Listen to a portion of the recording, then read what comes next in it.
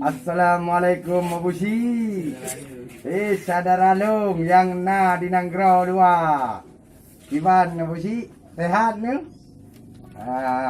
Ilong sama sila kira nurun rantau Abu Shi. Ilong di negeri dia. Ada ni Nanggro tu bacut. Tapi pungo-pungo ni ada pungo kira ni. Dia aku pakai cadar ke karena ya orang ni namanya buah ni. Ada timbak orang tu. Ada buah ni ke halana ni.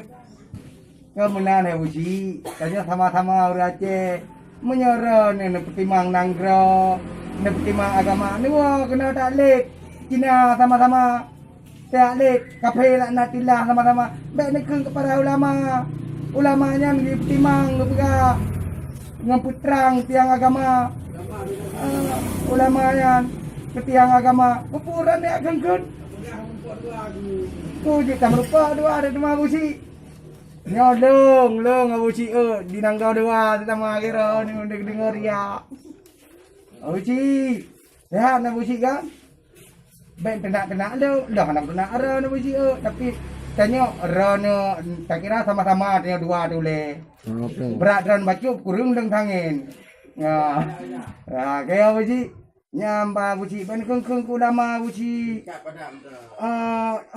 Terkait bidah ni. Baik gara-gara ran sirau tebi beut mandu-mandu ulama nak sama. Ni tebi nan jauh lain. Lagi lom.